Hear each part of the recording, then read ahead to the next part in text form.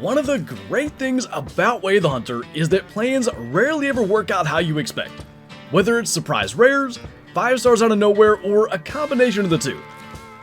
This hunt though. This hunt went awry in ways that made it nearly impossible to even create this video.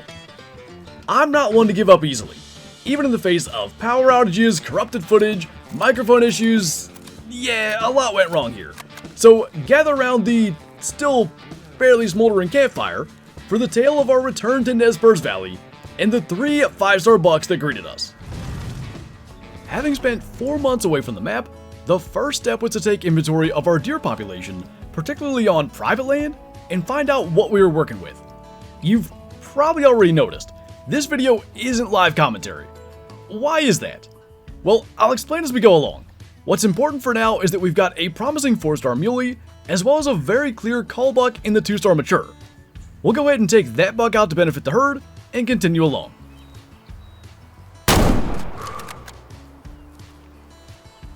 As luck would have it, I noticed our whitetail herd just up the creek from us, containing not 1, not 2, but 3 4-star mature bucks.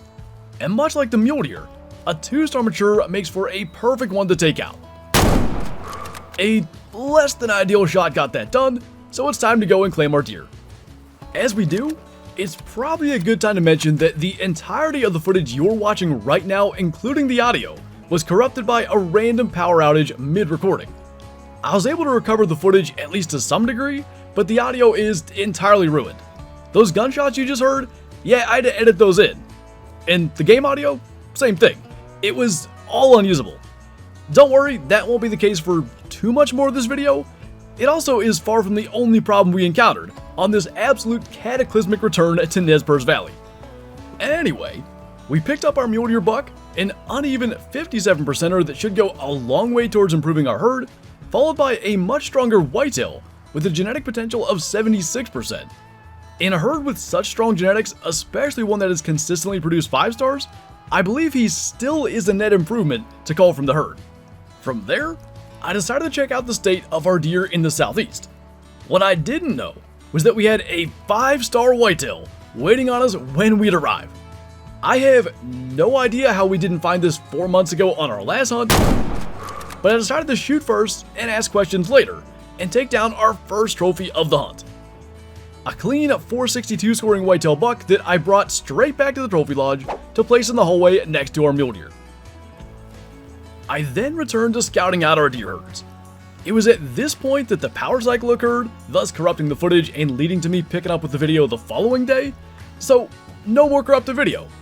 No more corrupted audio. We have live commentary now, right? Yeah, about that. Sometimes settings get changed to default when a PC restarts, and it turns out the entirety of the 2.5 hours I spent on Nesper's Valley, my microphone wasn't being picked up at all. Wonder if they should change the name of it to Nez Curse Valley. At least the game audio is working now. So off we went with the microphone on vacation to public land. Immediately, we found a promising 4-star muley along with a subpar buck that we promptly took out with a quick double long shot from our 30-06. A full 35% genetics. Public land management is absolutely crucial if you want any kind of decent deer from these areas. If you like that, we then headed south to the Green Acres region and took down another absolute specimen. This time a 1-star mature whitetail with all of 38% genetic potential. One more quick harvest of a 2-star mature whitetail and it will be time to rest and check in on the private land bucks from earlier. 62% this time. Improving.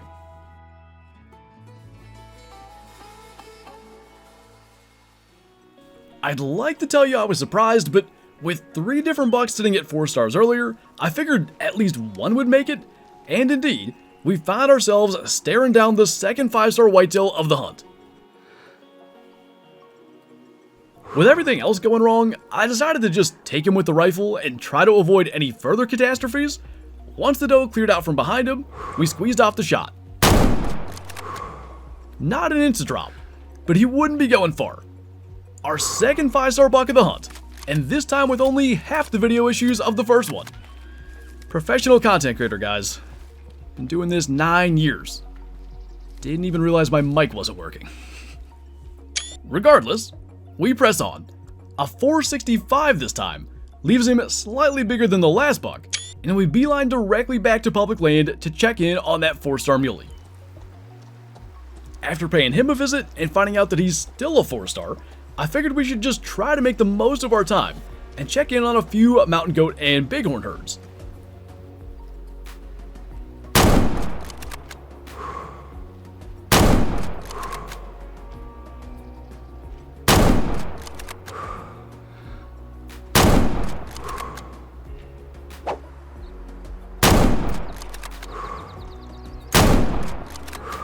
My elite precision shooting allowed for maximum time spent tracking, and just when I thought it was time to rest forward again, I realized I had totally forgotten about the 4-star muley in Diamond Drill.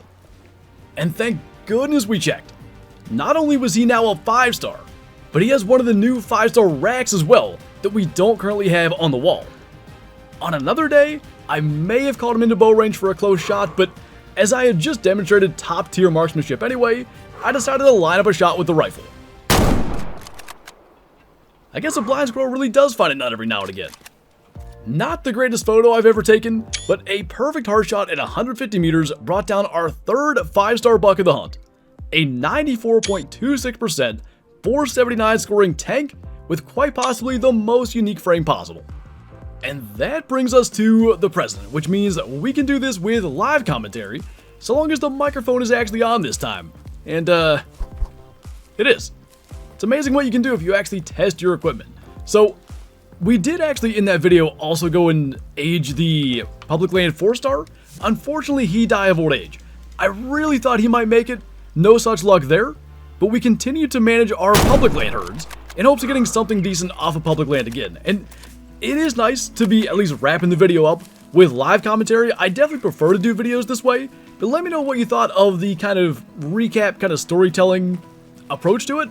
Because maybe we'll do that in the future for some other kind of videos. Just hopefully it's on purpose and not due to technical difficulties and power outages and a whole bunch of other stuff. But if I wasn't prepping this video for going out of town to hunt in Kentucky, I may have not used the footage anyway.